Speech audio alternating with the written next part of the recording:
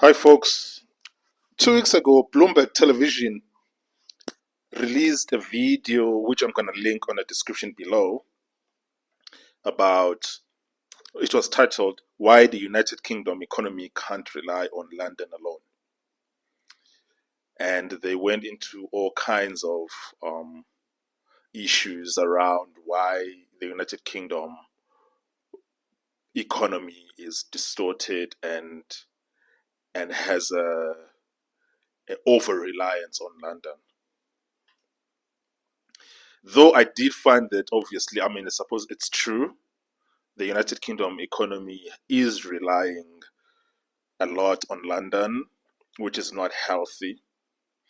But I find that the discussion that they had didn't really cover the full spectrum in terms of what are the causes and what are the potential remedies for this.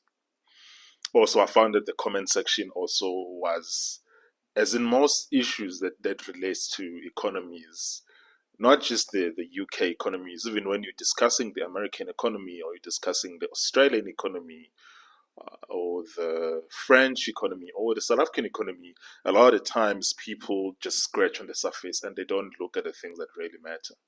Which is why a lot of the economies in the West are consistently falling behind the economies of the East. Because the economies of the East are doing the things that you are supposed to do in order to grow, to have a balanced economy, and to have a thriving economy that doesn't rely on one city or one sector. Obviously, China is the poster child for this, but what can I say? Just to put this into context, why is the United Kingdom's economy overly reliant on London? And what can be done to remedy that situation? And to answer this question, I have to start by saying, okay, the United Kingdom economy is not a small economy, but it is consistently underperforming.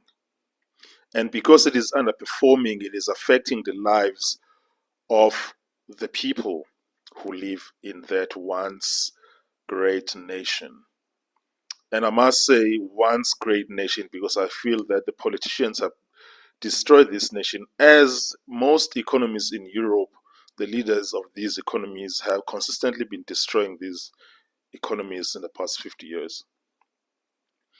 On a grander scheme of things, in terms of the largest economies in the world, the United Kingdom is number 6, behind the United States, China, Germany, India, and Japan. And actually, with France being number 7, actually there isn't much difference in terms of the size of the economy of France and one of the United Kingdom. Actually, considering that the United Kingdom consists of at least 4 countries or 3 or 4 countries, like England, Wales, Scotland, and is it Ireland or Northern Ireland? I'm not sure which one is it. So when you factor in the fact that it's 4 countries, it's actually not doing great at $3.8 trillion. And also when you're looking at the fact that it's when you're comparing it to the economy of Germany, for instance, it's way behind. But why is it so? Why is it so? And to answer this question, one would have to first look at and say, okay, look at it this way. Look at it this way. Okay, before I go into that, there's a lot of videos online that discuss the distorted economy of the United Kingdom and how London is the main actor in the United Kingdom economy. And a lot of the people who are discussing this, they have negative views about London. They are blaming London. I don't think that it's London's fault necessarily. And I don't think that it is fair to be accusing London as if London is sort of intentionally trying to harm the United Kingdom um, economy. That is not what is happening.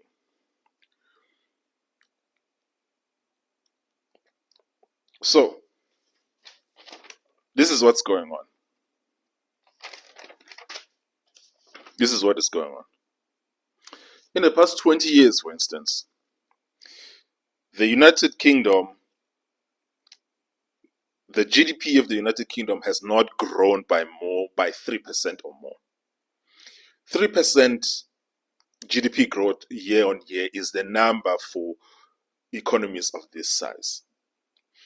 But for economies that are smaller, like for instance South Africa, for instance, the expectation there is that for a growing economy, that you need to grow at around 5% or 6%.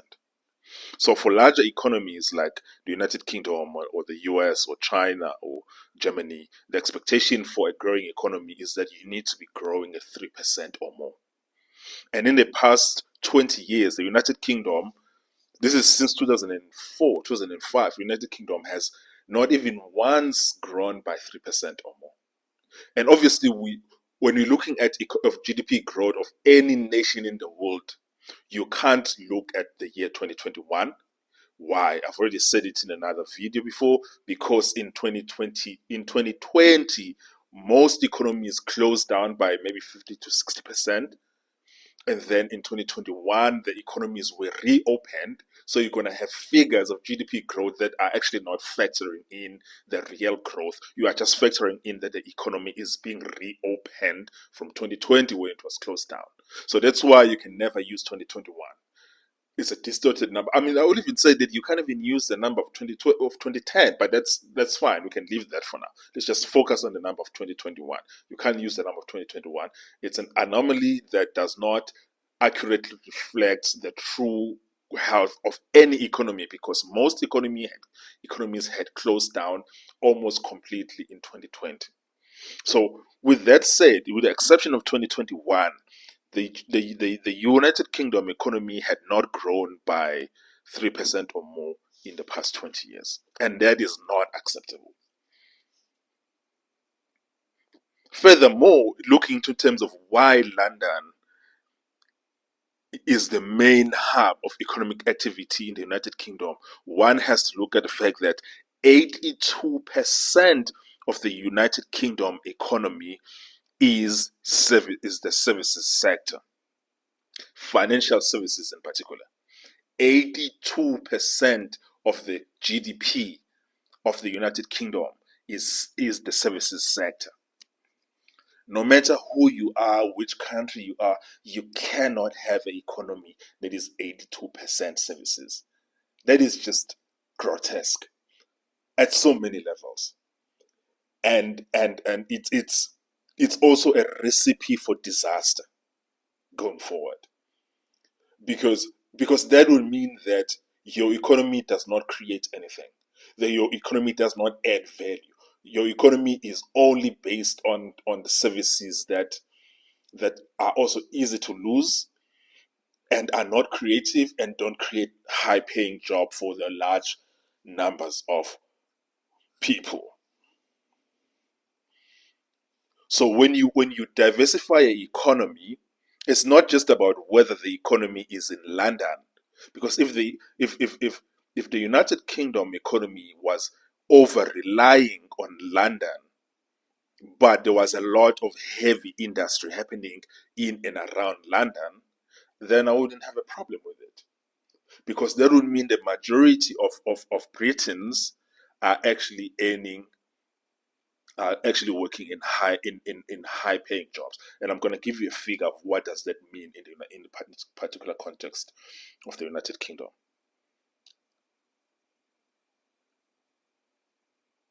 Here is also another stat. Of the 500 world largest companies in that is the largest companies in the world, the 500 largest companies in the world, 17 of these are headquartered in the United Kingdom. mostly in London. But the problem with having companies headquartered in your nation is that it doesn't really tell us where the operations are. The operational base is more important than headquarters base. You know why? Because operations is actually the aspect of every company that produces economic activity. Headquarters don't generally produce economic activity. What they do, it's mostly where the corporate side, the executives, the HR, and all of those things are. That is not the aspect of the business that is creative, that also generates economic activity and generates GDP growth. This is where the problem is. A lot of these countries, a lot of these companies, 500, 17 of them, 17 of the 500 largest companies in the world, their operations are in Asia, South America. Some of them are in Africa, North America, but very little, if any, are actually in Europe. And that is a problem. It's a big, big, big problem. Another statistic to look at is this one. In 1870, the United Kingdom contributed 9.7% of the world's economy. But in 2025, the United Kingdom is only 2.4% of the world's economy, which means the share of the world economy that comes from the United Kingdom has decreased so much. It didn't just decrease by 50%, it almost decreased by 70 to 80%.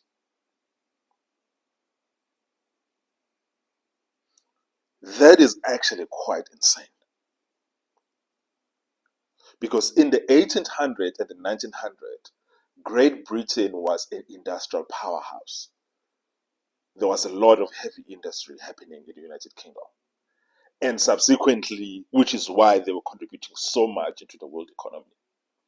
But over the years, the past 50 to 80 years, what has happened in Europe is that the Europeans decided that they no longer wanted to be involved in heavy industry. For whatever reason, the Europeans decided that no, heavy industry is for developing countries. And they decided that no, the jobs that we are going to do in the developed world are office jobs, which actually don't even pay that much money. And then now you're finding that people are working, but they are working in retail. They are working administrative jobs, which don't pay a lot of money. And very little people, like a very small population in the United Kingdom works in engineering jobs or in heavy industry.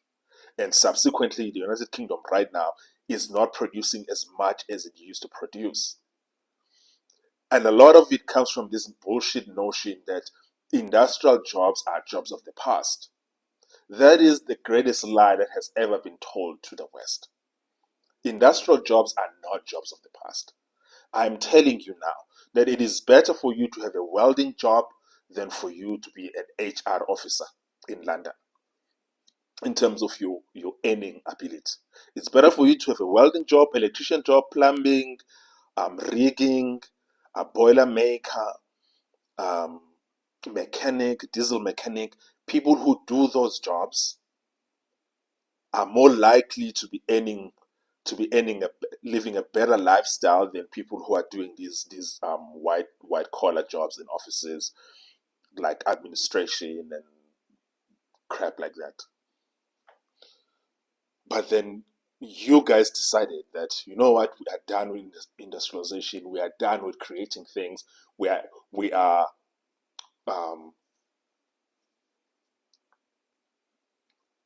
outsourcing our industries to Asia. That is what you did. And subsequently, Europe in the past 50 years, including the United Kingdom, by the way, has become less and less productive.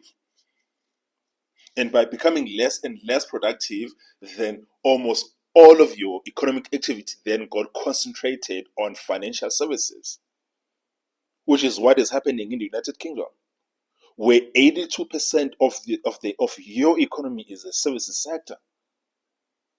And the lion's share of that being financial services, that is untenable. That is untenable. And there's nothing wrong with having a thriving financial services sector, as it is the case in China, or it is the case in the United, in New York City, for instance. But you can't have most of your jobs be based on financial services. I'll tell you now that the ideal city of the future is not New York City or London.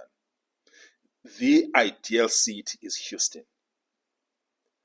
with a diversified economy, a large amount of energy, a large amount of technology, a large amount of financial services and other services sectors, and a large amount of other industry like mining and utilities and arts and culture also, and tourism. That's the ideal kind of city that you need to have. Not a city like London or New York, which has one sector controlling more than 95% of the economic activity. I'll say the same thing about the city like Johannesburg, where over 90% of what's happening in Johannesburg is services. Services or retail. You cannot build the economy on, on, on just services and retail. That is just not tenable. You need a meaningful and tangible industrial presence in your country. That is the problem that is facing Europe, and that is the problem that is facing the United Kingdom. And at the heart of the Brexit movement as well is the fact that you don't have industry. And you have this free movement of people across Europe who are all competing for these bullshit administration jobs that don't pay a lot of money. And people feel like they can't compete, they can't make it in life. And one of the problems about these financial services based cities like New York City and London is that people can't even afford houses in these cities.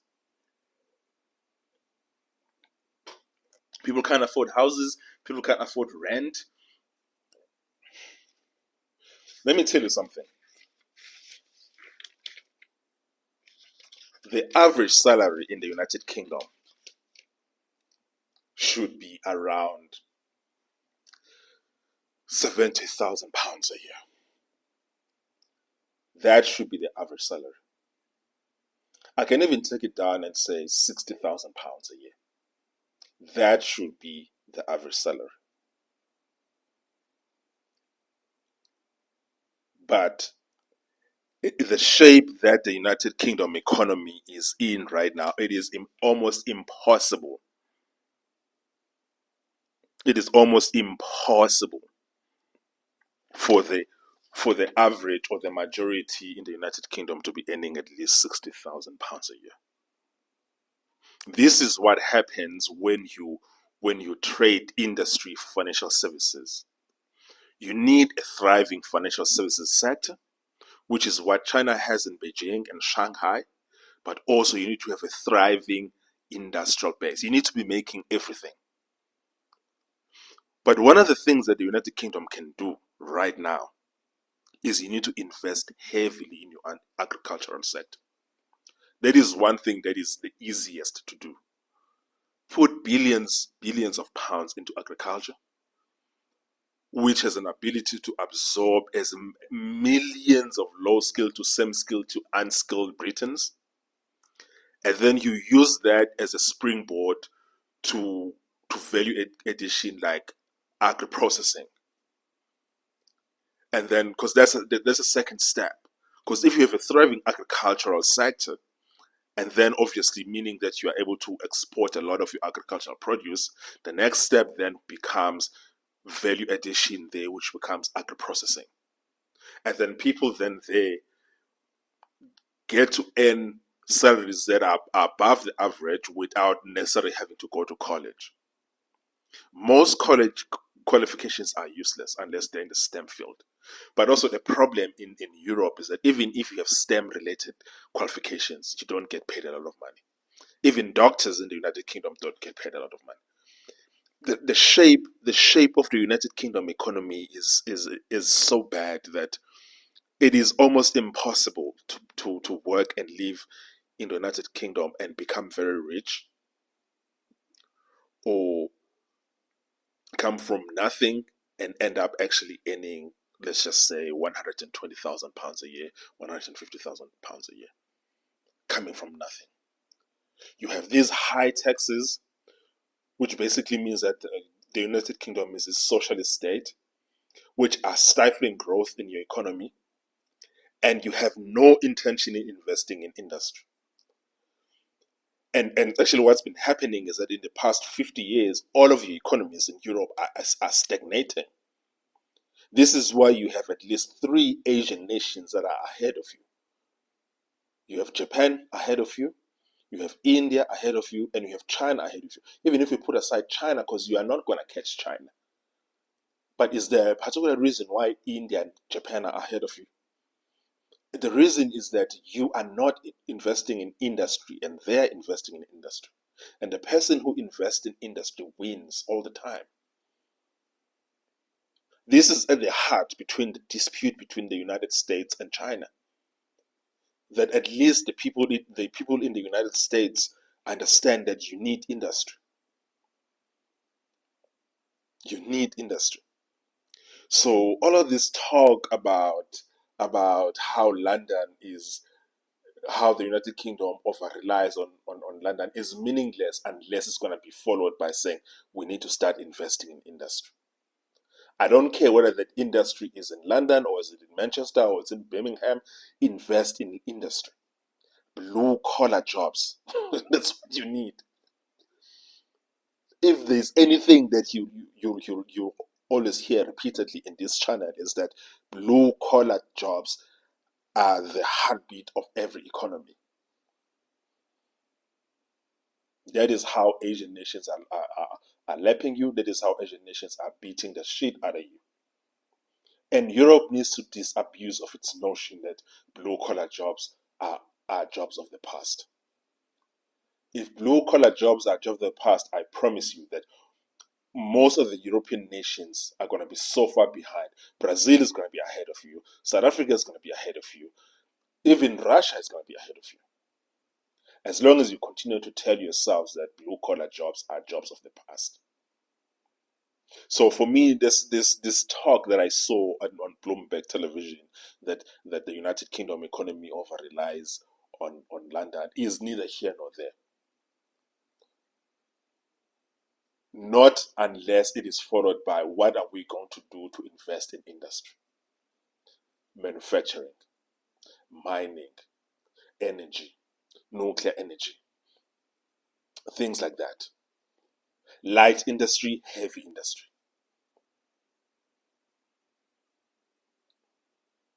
That is the things that made Britain the empire that it was 100 years ago.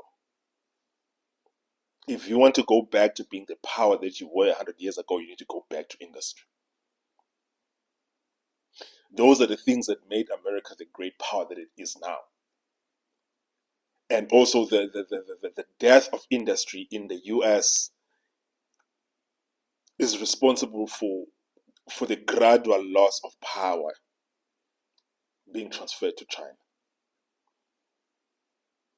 So the answers are very simple, folks. The answers are very simple. The answers are simple everywhere in the world.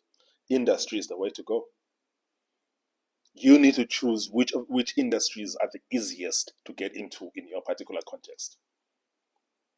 Which are the industries that you already have the competencies and the facilities already built, and you need to focus on them, and you need to cut taxes across the board. If you don't do it, the United Kingdom economy will drop from being the sixth largest in the world in the next 20 years. It's going to be outside of the top 10. Then you're going to start seeing Britons leaving to go find jobs in Asia because now they don't have jobs in England or Scotland or Wales. Now you need to go to India to get a high-paying job. This is actually where it's leading to right now. There's gonna be reverse migration. You're gonna be seeing Europeans migrating to Asia for high-paying jobs because there aren't high-paying jobs in Europe. While you continue to say, no, industry is in the past. Yeah, bullshit.